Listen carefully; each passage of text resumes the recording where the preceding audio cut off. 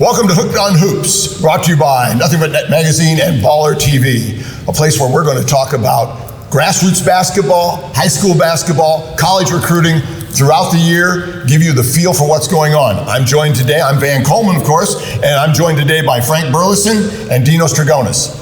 Give you an idea who the people sitting at this table are. Frank Burlison is a Hall of Fame basketball writer. He's been a scout for 40-some years. He's covered high school and college basketball since the early 1970s, which makes you what, that's 45 to 50 years, Frank, but you're what, 55? Yeah, I was about 6 or 7 when I was working for the Long Beach Press-Telegram to start, but you know, despite the age issues, I overcome and got to the point where I am today. Next to me on my right is Dino Strogonis, the publisher of Nothing But Net Magazine, and also the executive director of the Pangos camps. And of course, we're here this weekend. Actually, the first start of this week. I'm so used to it being a weekend, Dinos. But at the Pangos All-American Camp, the 20th edition of the Pangos All-American Camp. And I tell you what, it gets the kids get better and better. They get more athletic. Sometimes I grumble about certain things that maybe they've lost, a little bit of fundamentals. But it's always great to be here with some of the best talent in the United States playing out here on the court. It's amazing how time flies, man. Well, it is, and I guess when I look at this, I've been a scout for 45 years. When Frank became a member of the charter member of the McDonald's group, which I joined about 4 years later, I was starting my career as a scout.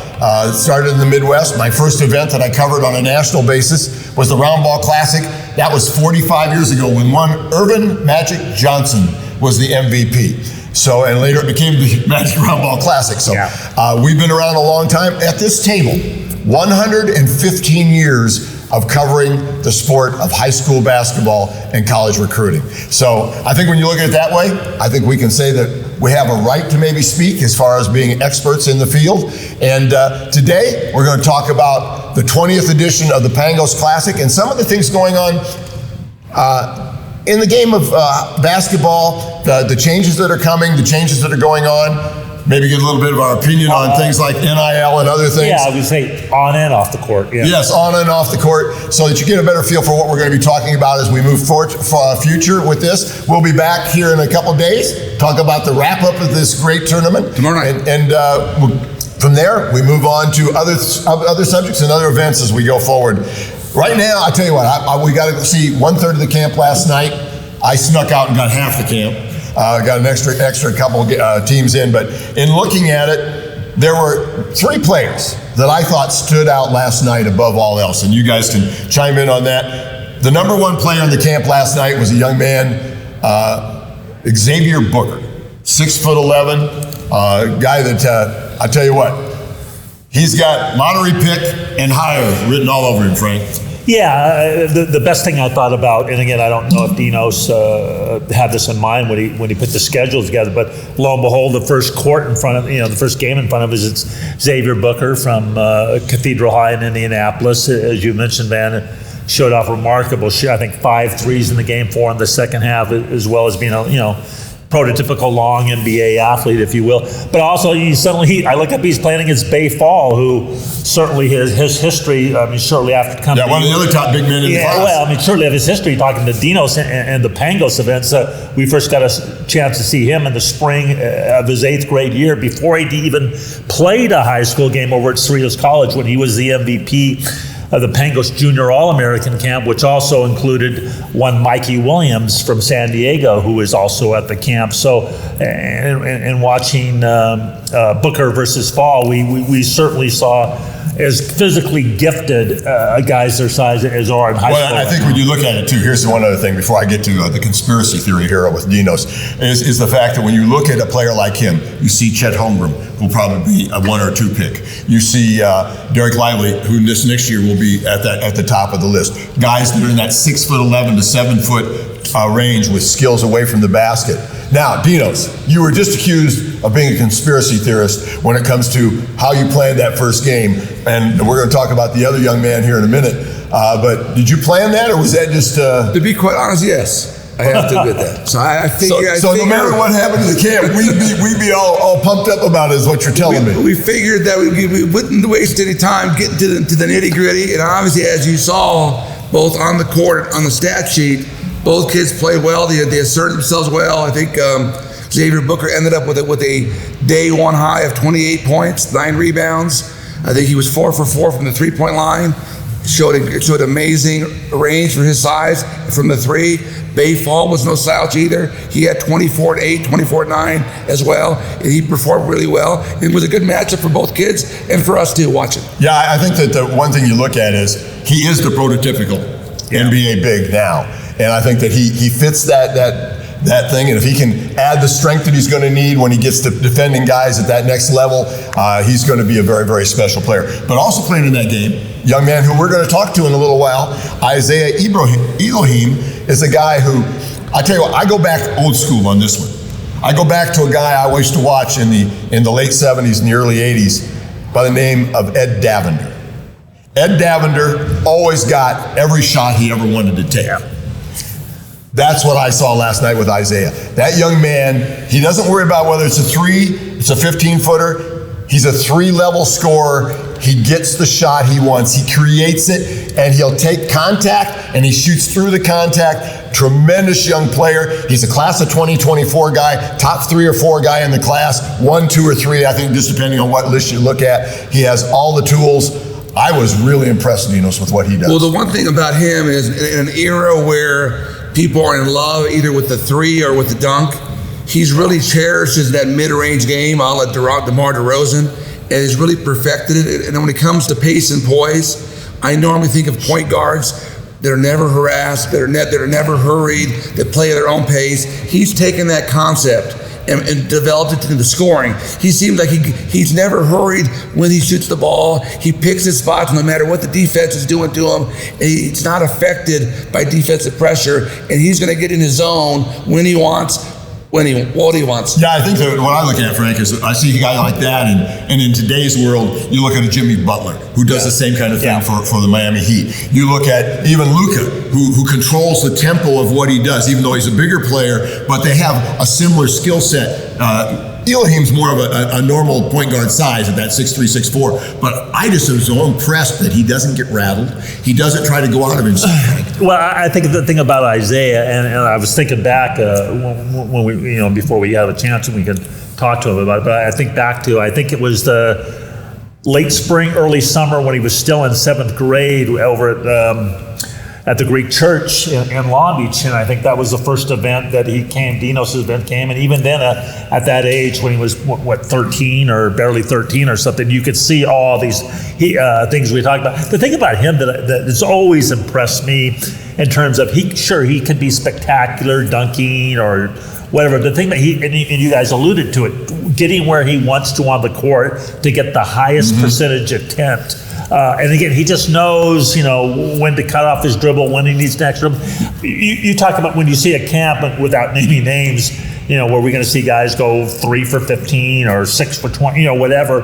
He's so efficient. I think he only took like 8 or 9 shots. I think he's 7 for 8 from the floor. Just very, very efficient, which, and I know a lot of the NBA guys who are watching comment about the fact, hey, it's like he plays the game. You hear this all day. He plays like the guy, like a 35-year-old man who's played the game and is so savvy and gets where without having to do extra dribbles or anything like that. Very, very, very efficient, spectacularly efficient. Yeah, the way I look at it is this. Okay, in today's game, the NBA is played basically, it's draw and kick, it's pick and roll, and it's isolation. When he gets doubled or triple teamed, he knows exactly who's open. And he gets the ball there. He does that efficiently. That makes him even tougher to guard. And with the pick and roll, if we gave him the right big to play with, and he's comfortable with that guy, he's going to set that up and make that work. And when he needs to step back into the 3, he can hit the 3. He plays a part-time for you, Dinos, and I know that you know that he can do that with the guys you have him play with. Yeah, he plays with a lot of maturity. He plays with a lot of poise. He plays great under pressure. I think he cherishes the big moments. Yeah, well, Dinos, again, I had a chance to see him 3 or 4 times during his high school season with Sierra Canyon, including the state regional Southern Championship game when they played at Centennial. And I think the best, or all the accolades we're giving him in terms of his skill set. The thing about him that, it's going to sound a little sacrilege when you consider that the guy was a McDonald's All-American and maybe a top 5, top 10 player. There were times. and this includes coaches who were playing that team, who they thought Isaiah Elohim and not Amari Bailey was the best player on that Sierra Canyon team, which is high praise in itself. Well, I would tell you, potentially down the road, I think that's an accurate statement, even if it wasn't exactly at the time in high school. It was. Now, there was one other guy last night I thought that started a little slow, but as the game went on, he really picked himself up. He's been spectacular at Pangos in the past, out east, and that's Ian Jackson. Ian Jackson, 6'6", can play the 2, the 3 swings. He, at first, I think, was forcing himself a little bit. Then he kind of stepped back into his role. He took smarter shots. He made the passes. And he's a brilliant passer in transition. I thought he was the other one player that I thought stepped above the level of everybody else before we talk about some of the surprises and other people with solid starts. Yeah, Ian Jackson, again, props. One more thing, Dinos is not going to bring this up himself, but I thought when you talk about Xavier Booker and the NBA people he pressed and pressed us on. Think about him. He doesn't come. He's not in one of the 3 major shoe company roads in terms of competition. So playing their events. And again, props to Dino Strogonis, because he was a guy who was on nobody's list. Dino saw him in, what was it, your Super 24 or in Indianapolis in the spring of 2024. In spring of 2020, invites him to the Pangos All-American Camp in Las Vegas last June, and played well. Certainly not the level he's got now, but played well. And now, because of the platform, was he second game? Yeah, he made second top 60 all-star. Last year, great. And in fact, I was going back over my notes. I go, God, he was good last year. But again, Dino is one to really pat himself on the back. But I think this is why Dino's as good as he transcends just looking at one of the 3 major shoe companies circuit and sees players from everyone and gives them a platform, and he's taking advantage of it. Well, Dinos, every once in a while somebody sits on that needle. You know what I'm saying? No, you're really, really right. You find those kind of kids, because I've seen it over the years. And the good thing is, because of you working with the Pangos organization, your camps, you do the Frost South camps. And those are camps that have really developed into where a lot of kids make their name. They started there. Ian Jackson, who's a 2-year veteran of the Frost South East camp. Yeah, absolutely. And I look at it, and sometimes guys that we don't even know about, when they come in the gym, they blossom because they figure out how to play with the other guys at the camp. That's one of the biggest things at these camps. And I think that the one thing I will talk with the kids tonight about is that when you come to an event that's an individual event, the quickest way to learn how to be your best is to learn how to play with the others. Because when you go to the NBA Combine, you're going to be playing with a whole lot of guys who want the same thing you want. They want to be in the NBA. And when they want to be in the NBA, a lot of times they get misguided. They're told to do certain things they shouldn't do. The best way is to be the best player that fits who you really are. And I think that your camps do that very, very well for kids. Back to Ian Jackson, one thing, I had an opportunity, besides the Dinos events, to watch him. I went to the Hoop Hall in Springfield in January. And again, I thought he was, with 10, 11 McDonald's All-Americans ultimately over the course of 3 days. And to me, he was the most impressive player there. And again, he had 22 last night. Yeah, just does so many things. And he is my choice. Right now, things might change even, by tomorrow night, but he is, in my humble estimation, he's at the top of the 224 chain right now. Well, the thing is with him, you just made a really great statement about him, and maybe you didn't realize this, Frank. You said he's better when he plays in the structure of his team with his teammates he knows. Yeah. That's one of the things that's going to make him a great player, no matter where he plays, as he moves forward through the structures of the different levels, college, NBA, wherever he ends up. And I think that's so important. One of the things we just talked about, surprises and how important they are when we come to one of these things. Last night we got to see 4 or 6 teams, depending if you snuck a few looks at some of the other teams last night. I saw 3 kids that I thought were really surprising. One I knew about, 2 I really didn't. But the one I knew about had to show me that he could do it against this level of player. The other 2 were kind of, I heard the names, but they never really stood out to me. The first one on that list is a guy who was a substitute on the team I watched, and that was Cody Williams, 6'8" wing, combo forward type, who was really efficient. I think he was like 10 for 12 from the field, rebounded well, did the things that he needed to do, and I thought put himself on a plane where he'll be considered tomorrow for one of those 2 games.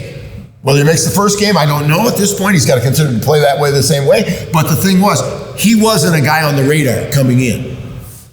And then I think that's the thing I look at. The next guy is a guy, didn't have great stats. He had good stats last night. I thought he had one more bucket than maybe was on the stat sheet.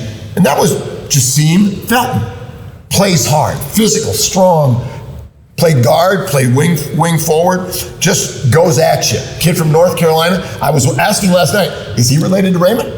I wasn't sure. He actually just transferred to SoCal Academy recently. Okay, I mean, he's a guy that just goes at you, and he gives nobody quarter. The other guy that goes at you, probably as good a shot blocker that's in this place, and he's only 6'6", 6'7" maybe. I guess you did list him at that, but he has a 7'4" wingspan, plays like he's 6'10", and if he ever develops a 15-foot jump shot, we won't have to worry about talking about where he's going to play someday, and that's Farrell Compton.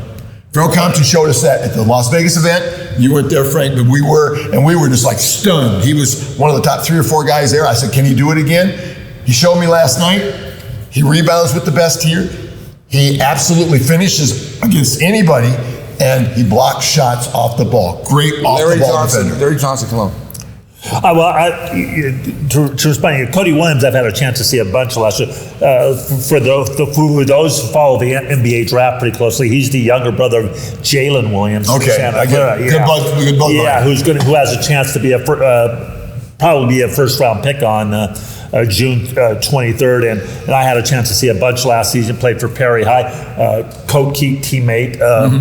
Coach Pete teammate in Arizona, and you get overlooked when you're playing alongside a player at that level too. I don't think he's been overlooked. He he plays for Vegas Elite. Okay. And I've seen him somewhere before. I very good player. I'm going to tell you about. I'm going to throw this one out there, and I agree with Felton. To me, he was just a name. Dinos had mentioned it, but athletic, strong, really a good deep shooter. But at Farrell Compton, I thought about this, and I'm not one who normally does this compared to, he reminds me of this guy. But, body types and left-handed and the assertiveness in which he finishes. He kind of, and Dino's like this one, and you'll like to Rodney Rogers. He reminded me a little. There's a lot of Rodney Rogers, the Wake Forest star. Never had to get more than within 15 feet. He unfortunately had his career shortened a little bit, but with health problems, but it wasn't great. But in an era where it's hard to find a kid that plays hard, he plays extremely hard. I told his mom last night, I said, look, I'm going to take the bliss away from you. And, bliss is ignorance. Yeah. Ignorance is bliss. She didn't know this. I said, look, if you help him find the right person to work with him on his jumper, develop a little bit of a right hand to go with his ability to attack with his left, I said, and your son is going to play basketball for a long, long time, because no one can take a motor like that and turn it off. It's only going to rev higher and higher and higher. And I was certainly he's definitely high octane, man. Yeah, one other thing about Williams, and we talk about 6'7", whatever, long arms. I tell you, he may be, and again, once we see everybody else by the end of tonight, Monday night, when you guys are listening and watching this, but in terms of a deep, easy, fluid jump shot, he's right there with the best players here. Oh yeah, I think so, without a doubt. And I love the fact that he'll play defense. He rebounds off the ball. In other words, from the weak side, he does those kind of things. Those little things that you look for a guy who can play at another level, because he's got the brain above the shoulders. And by the way, for those of you who have just tuned in to this is Hooked on Hoops. It's brought to you by Nothing But Net Magazine and Baller TV. It's a podcast that we're going to be doing occasionally around events and different things and things that are happening in the game. And you got 3 of what I call the old dogs. We are the OG. We got 115 years of experience sitting up here. We've covered it all. We've covered it all from the 70s till now.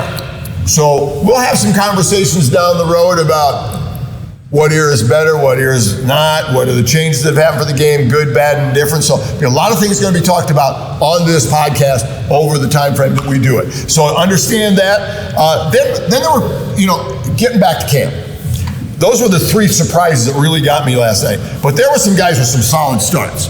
I mean, some guys some with big reps, some guys with very little rep, but weren't quite that surprise player, but I thought they were really good. One of the guys last night who's fallen a little bit on the national level, used to be a top 5, 10 kid, now is about top 25 to 30, but I thought last night started to look like he might ascend back up, was Chris Lockett. Chris Lockett really played solid basketball last night. He plays with people. I don't know what you saw, Frank, but that's what I saw. I saw a guy that really plays within himself, but plays smart.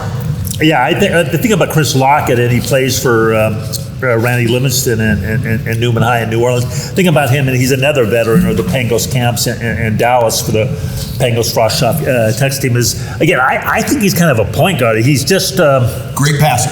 Great passer, and again, a little bit like Elohim, doesn't do anything too flashy, is not fast, not spectacular athlete, but gets the ball where he wants to do, is strong with it, makes passes ahead. Good, very Frank, does he have the potential to evolve maybe into the Andre Miller type guard? Yeah, physically, but almost kind of like, I hate to say this because, and Andre Miller was a great image, but almost like a Marcus Smart kind of body in terms of with the ball and a good leader and things like that. I think even Marcus Smart, who was, quite frankly, was underrated in high school, even when he led his team to the Vegas championship, but very good player. He's got that type of body and command with the ball without being flashy or spectacular or doing a lot of superfluous stuff with the basketball in his hands. Another kid that played well last night was Dylan Harper. Well, again, I wrote about it on Burleson on basketball today when you talked about Dylan Harper, Andre Stojakovic, and Devin Royal. The third NBA guy is, Harper, Stojakovic, and NBA's son. Who? NBA's son. Yeah, who's the third one? Harper, Stojakovic. I'll think of it. Booth. Oh, yeah. Kerry Booth. Didn't see Kerry last night. Yeah, I watched him a lot in drills and stuff. He was in the back gym. He was in court 3. Yeah, he was at the NBA Players Association camp. 3 NBA, and I thought it was appropriate. When you look at all these NBA guys, and you got 3 NBA sons of 3 very good NBA players. Kerry is, I'll tell you what, Kerry, you're going to love when he gets on the court. I watched him play 3 times this spring. That young man has come so far. He's not that far behind the front line we were talking about with the first 3 guys. I think he'll be a guy in the conversation as one of the top 5 to 10 guys in the camp if he plays the way he played this spring. I mean, he absolutely attacks it. He hits the jump shot now, Frank. That's something he's really improved on. He's worked on that to become the prototypical big man. Daddy's done a really good job with him and making him understand that. And I think that, he's going to be a guy we're going to talk about probably in the finals. We're going to have a lot to say about him. And his dad was here on behalf of the Nuggets watching games as well. Yeah. Well, Stojakovic, adjusting to the game last night. Didn't have big stats, but he is so smooth, knows how to play, doesn't make mistakes with the basketball. I think really impresses me that he plays that way. Devin Royal, who you were really high on coming to camp, showed a lot of great things. I think that he'll make adjustment to the people he plays with. You're going to see him ascend Dinos as the camp goes on. I think we're talking about guys that very likely could be on our top 25 when we're looking down the road. A guy that I liked early on, maybe the best passer of the small point guards in the camp is Jeremy Fears. Yeah, Jeremy Fears, who plays for La Muir and had a great junior season, committed to Michigan State, seemed like about 10 years ago. And again, you talk about, in my humble estimation, there was 2 point guards who stood out on court 1 in terms of a traditional point guard types whose first more is distributed, get the ball where it needs to go. I thought Jeremy Fears in that first game, who I think has, and then the second game, of course, Didon Thomas Jr. from Liberty High School. He really played. He played well. He will be a guy I think we'll be talking about tomorrow night when we do the Hey, Frank, who would you compare Jeremy Fears to, college-wise, pro-wise? He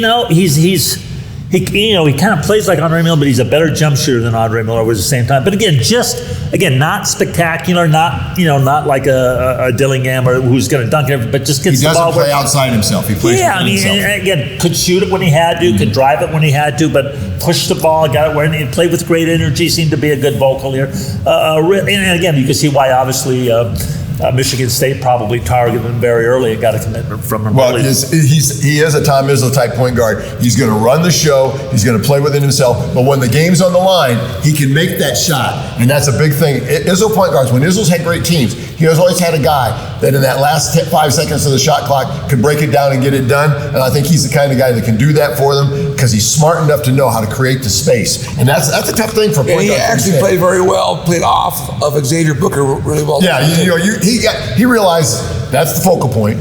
You got to know that there's a star and then there's you, and your job is to make him better. And he did a really good job of that. I thought a guy last night that, even though he's coached by Dinos, I thought that played very well in the stretch I saw him was Seven Bahati.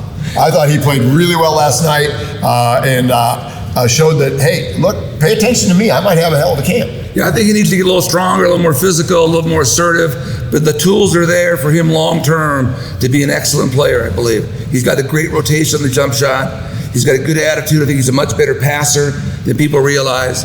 He's got the wingspan to be a harassing defender as he gets stronger, and the potential. And he's the class of 2024, so he's got time. Time is always an essence when we get into these things. Bayfall played well last night. As you said, he had the toughest matchup that he had to face the guy that maybe was going to. Well, I think they both had the toughest matchups. That was the beauty. Getting back to, I hate to keep harping on this, but Bayfall and Xavier Booker. I mean, that matchup is usually the kind of matchup that gets set up for all-star games to close the camp. And we can still make that happen. Well, again, we've seen it first, so again, I think that's why it really got the camp off to such a good start. I always look at it this way. We had Georgia and Alabama in football repeat the deal, so sometimes you got to repeat those great matchups. Coming up next, we're going to talk with a young man who's one of the people that we talked about earlier, Isaiah Elohim. And then after we talk with Isaiah, we're going to move on. We're going to talk about some of the guys we think we're going to see here at camp that we're going to view today and that we'll be talking about tomorrow night when we get into the final wrap-up of the tournament, right here on Hooked on Hoops, brought to you by Nothing But Net Magazine and Baller TV. Welcome back to Hooked on Hoops, brought to you by Nothing But Net Magazine and Baller TV. And joining us right now is one of the top young players in the Pangos All-American Camp, Isaiah Ibrahim. And I'll tell you what, Isaiah, you were special last night. Thank you. You play within yourself, but get it done. I unfortunately liken you to somebody that is so far in your past, it's before you by 30 years. A guy by the name of Ed Davender. We brought it up to this time frame a little bit more with Jimmy Butler, which you probably like a lot better than Ed Davender because you're going, who the hell is Ed Davender? I know that. But the reality is players who understand where they're great and play that way are important. What gave you the inference that you take the shot you want? You don't look to just shoot a three to shoot a three. You don't look to just make a drive to see if you can dunk it. You find the place on the floor that makes you best. Isaiah, that's a special talent. What gives you that? Who brought that to you? Just working on my game with me and my dad. You know, we've been working on inside out since I was little. So, you know, me working hard on my game and knowing where my spots are, you know, it's just easy at that point. Well, I'll tell you what. We were talking about that, and Dino Strogonis, because we were kind of remember, I guess it was the spring or summer after your 7th grade year when you first went to the Greek church in Long Beach, I think was the first time at your Dinos. Even then, and you had, you dunked on Carter Bryant, I remember that one. But you had enough of spectacular plays. But the thing that always struck me is, and again, I'll give you some more, a guy like Paul Pierce or stuff like that, where you had the ability to, instead of, make 4 dribbles and do it, you were so efficient, even for a young guy. And again, I'm going to really make you feel humbled here, but in terms of your ability to get where you wanted to get the highest percentage shots, where some guy will see a 3, where you'll see a 15-footer. Some guy will see a 50-footer. You'll see a in the lane thing. Some people will say self-first. You see get into the lane. Again, and your game is so mature. I mean, I always hear all the old heads say, he's got an old man's game. Like the 35-year-old guys who play in old men's league, but who have played so long, they know all the tricks. They know all the things that maybe their vertical's not as good as be, but they know how to get the shots anyway. I mean, did you actually play with older guys, or just being around older guys kind of teaching you how to play? I have played against pros in open runs and just seeing the pace of the game and how they conduct themselves. Yeah. Basically, I've always wanted to be that. Well, you tell Daddy Elohim he's done a pretty damn good job of getting you to understand how that works. And with Father's Day's coming up, it was good to plug Dad and start out anyway. So again, one thing is that, because if I don't say it now, I'll forget, because when you get old, you can't remember, what, spit, the other word for spit. How do you adjust your game in terms of playing in the high school team, be it Heritage or Sierra, or playing a club ball or playing a camp. Obviously, it's a different setting in terms of how the game is played, because even at a camp like this where everybody kind of knows each other, deep down everybody's kind of, okay, I want to show what I can do. How do you stay within yourself and still approach it as kind of a team game and not get out of character and say, well, I'm playing with the guys, if I don't get the ball back? How do you stay within yourself and still kind of play the same way you do without trying to change it to impress who might be watching or who you're playing with? Right. Well, I know myself. I know my game. Ultimately. So, scouts are still impressed, even if I play my game and be efficient with the shots I take. Have you been listening to the Pangos, haven't you? Occasionally we tell you those kind of things. I don't know if anybody's listening, but I think you've been listening. No, the reality is that don't ever lose that. There are going to be people who are going to put pressure on you to take shots that aren't as good as shots you think are better. You take the shots that work for you. That's why Jimmy Butler is where he's at, because he just did not listen to that. Matter of fact, give you an idea on Jimmy Butler. Jimmy Butler was a non-recruited player out of high school. You don't have that problem. He was non-recruited. A friend of mine who used to work my basketball camps many years ago at Future Stars is a junior college coach in Tyler, Texas. He's from Tyler, Texas. Nobody's recruiting him. So he says, come to my tryouts. He saw a guy who played hard, played smart, and understood more about basketball than he ever thought he would, because he always played center and power forward in high school. He had no clue this was a guard in the making. And he stepped into it. You've already got that start, but you're going to have lots of people put pressure on you because of analytics. Analytics are a great tool, but analytics to a 3-level player are immaterial, because you'll score where you need to score, when you need to score. And that's the thing you don't want to lose, and play with your teammates. What I was more impressed with anything with him, Frank, is the fact that when somebody doubles or triples you, you already know who the pass is going to. That's a point guard. Now, whether you think you're a point guard or not yet, I think you're on the road to being a point guard at the last levels. So you need to keep that mentality. Your teammates are the most important thing to you, no matter what happens in your future, because they give you the ability to be at your best. Isaiah, I got a question. Obviously you've been on the radar for a while, so unlike, we were talking about guys that, other than a name, I didn't know who he was or how good he was. He was surprised. But a guy, everybody, for the most part, knew you. When you approach a camp like this, a lot of guys are trying to be discovered or show out. You've been discovered and all that. So what is your goal when you come in here in terms of, okay, this is really what I want to do. This is what I want to work on. Obviously you're not trying to get on the map because you're on the map, but what's your point like going into the camp in terms of, be it either in workouts or mentally when you're kind of trying to map out how the 3 days ago, what was your approach?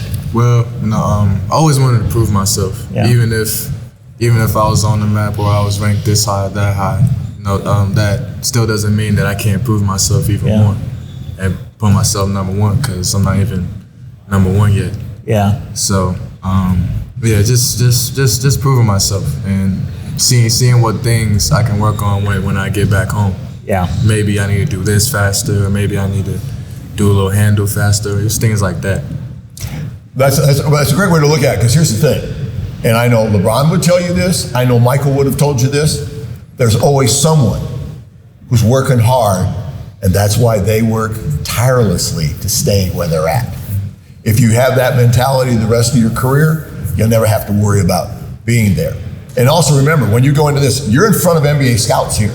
This is your first step where most of them have spent enough time to actually pay attention. They're looking at you almost like you're in a combine. When guys go to the combine, and this is what Frank was alluding to, is that when everybody wants to go in and they want to make a name for themselves, well, you might play beyond that and not have to play at the combine. You just get measured and be fine. Beat me to the punch. He was to be the point 2 years old. Well, you don't have to play in the. Well, I understand that, but if he did, you keep the mentality you have, because that will make you successful. Or if you want to go from 5 to 1, well, you never know. You might say, there's only one way I get to 1. I got to go out and take care of everybody here and make sure I'm 1 when I come out of here with the people that are here, and they got question marks in their mind.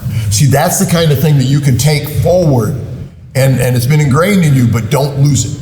That's the key with kids. I see guys that get to a certain level. You're in the top three kids in your class right now in almost every ranking I've seen, including my own. So the bottom line is this: you're there, but there's always somebody right behind you, and there's a guy behind him, and there's a guy behind him. I mean, we're looking at Xavier Booker.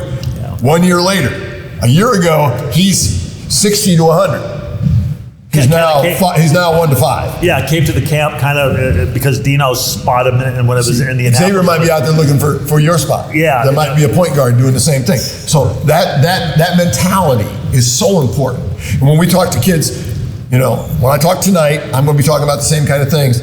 And if I mention your name, don't feel bad if I do, because sometimes it does come out of my mouth. That's fine. I'll pick a kid out and I'll talk about him. But just like last night, we saw some kids. We were talking about one, Justin Felton. I had not seen the kid play really a lot. I mean, I saw one time in a game online, and I'm like, oh, it was okay. But last night I saw him do things, little things, that will take him to another level. And this is the kind of guy that you like to play with. Because when you got him at a 2 and a 3, you know you got somebody to go to. And you also know somebody that's going to get you the ball to start the break. All kinds of things are going to happen. And if it breaks down for him, what's he looking for? He's looking for the guy he's got confidence in to knock down a shot. That would be a guy like you. So it's like all that plays together. I really think that's the thing that I really got excited about watching you play. Isaiah, I got a question in terms of, people look like to me or Dinos or Van or anybody who impressed you. As a player, you probably have the same kind, because you follow the game, you play with guys. You want to. Did anybody really impress you last night, either in your game or watching games? Like, God, I'd heard of him and he's pretty good, or I'd never heard of this guy. Who is he? Was there anybody like that where you go, whoa, who's he? Definitely Xavier Booker. Yeah. I mean, he Did you know much about him at all in terms of? I did. Just his name. Yeah. I didn't know a lot about him, but he did impress me with the way he shot the ball. At his size, yeah. Yes, how versatile he was, and also Jeremy Fears too. Yeah. He's like a ferocious real point guard. Yeah. Pass, and he's implementing that jump shot in too. So it's and the amazing thing, I'm going to throw this out here, and I hope the people at Don Showalter and USA Basketball people don't take this the wrong way, but how in the hell was Xavier Booker cut from the 18U trials? Inquiring minds want to know. I honestly, I mean, I don't know, right? You can sit there since you got to be there in a couple of weeks. We'll let us. We'll be doing the BITCH on that one. But the reality is that they miss once in a while too. So even if they missed on you, that would be a miss. It would be a big miss. But if they miss on you, don't take it as a negative. Put it here. Well, they cut you last year, right? They did. Yeah, you put it here. This time, you're better a year now. You put it here. You look at the great ones over the years. Steph, when they told him he was too skinny, wasn't never going to make it, put it here. It's never gone away. Jimmy Butler, put it here. Never went away. Dwayne Wade, put it here. Never went away. Only played. Those are the kind of things that sometimes you just got. And we can go to another sport. Tom Brady put it on his shoulder and said, "Hey." When you said Dwayne Wade, and he's looking over here, I said, do I have to hear this Dwayne Wade story again from Dinos about how he didn't even know? No, it's all putting it on the shoulder. I'm talking about something that it drives you, so let every negative become a positive. Because like you said, I might have to be quicker on my handle. I might have to do things. And you're recognizing that is a special talent in itself. You know a guy who made his game, we don't talk about a lot, because he's considered one of the best point guards of the last two generations, and that's Chris Paul. Chris Paul is incessantly watching film and learning, and that's how he got to be who he is. So there's all kinds of ways to do it. It can be done athletically. It can be done with your mind. Good start, great start. We're looking forward to seeing you play the rest of this week and showing us who's the best in 24. Well, you got Ian Jackson out there to battle a little bit as far as the kids that are here. Keep it up, keep going. Really impressed with you, Isaiah. And tell Daddy he built a great foundation. Keep working at it. Thank you guys. We'll be back with more right here on Hooked on Hoops, brought to you by Nothing But Magazine and Baller TV. Welcome back to Hooked on Hoops, brought to you by Nothing But Magazine and Baller TV.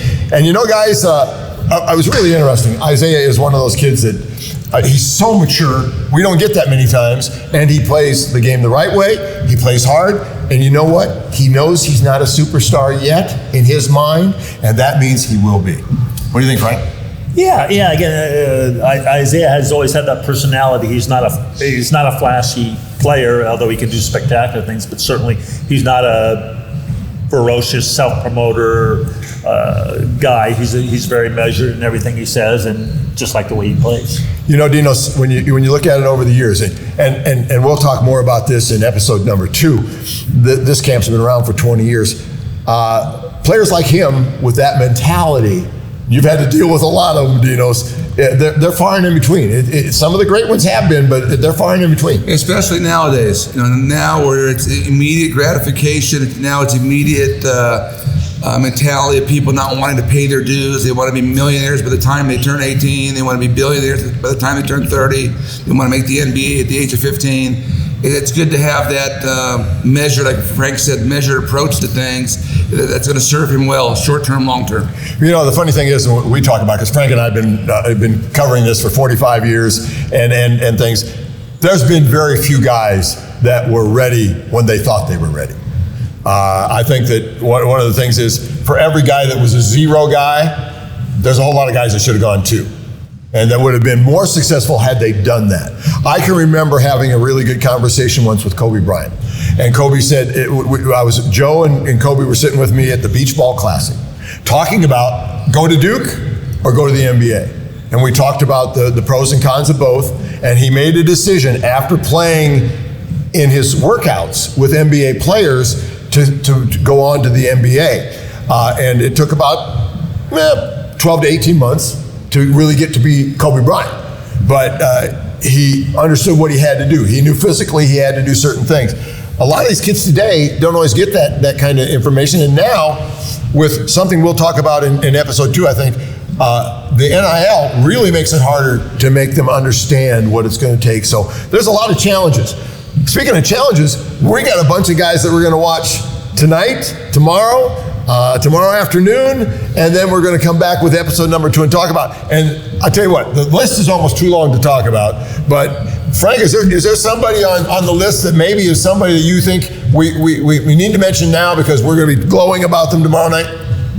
Well, you know, the thing is, it's he certainly doesn't fall into the category of sleepers or unknown guys. But I think Mikey Williams, originally from San Diego, had a tremendous freshman year at San Ysidro High, and then moved on to play at a couple of prep schools in North Carolina last couple of years. I think the fact that he's been so mythologized, if you will, because of his 6 million whatever Instagram followers, that I think people see him as almost a social media presence instead of a real basketball player. Because quite frankly, you know, in some of the things he's played in, it hasn't been the best quality basketball in terms of structure or how it's played or competitiveness. I think now, and we think back to 2019 when he was at the camp at Cerritos College as a rising 9th grader. Now it's kind of interesting that he kind of begins the last stage of his high school career at this camp. I think to see what he can do against the best guards in this camp, whose physicality can match his. Again, I think it will be good for him. Maybe his national stature in terms of his rankings have fallen a little bit. Might a lot have to do with this the nature of where he's played. But I think, you know, starting with this camp and then Section 7 in a couple of weeks from now in Phoenix, and then through his senior year at San Ysidro, I think he really has a chance to show people that, hey, I'm actually as good a basketball player as I am a NIL producer or whatever in terms of social media. Yeah, it's time to restart the motor and flip the switch. Oh, I think the motor's always been there. You know, he's always played hard. Yeah. He always, but sometimes it wasn't the right thing at the right time when it came to the event he was in. I mean, often you wonder, is he being Mikey Williams, a social media, or is he being a player who wants to be a great player and produce? He has basketball abilities that earned him a reputation. Now it's time to utilize them to establish a career. I thought he played well last night. I think he had 18. He shot the ball well. His shot looks refined, a little bit more smoother. And that's always been the question about how good a shooter, because we all know going to the rim, he can play above the rim. That's not a question mark when it comes to him. I look at it and go, we got a lot of great players to watch over the next day and a half. We're going to be back to wrap it all up here at the Pangos All-American Camp. as this starts the summer of 2022 in earnest for all these guys as far as their rankings, their opportunities, and their recruitment in a lot of ways, because believe me, this is going to be watched by a lot of folks across the country that are college coaches who want to see where they're going to go. Live streaming and archive, believe you me. Oh yes, it's going to be really.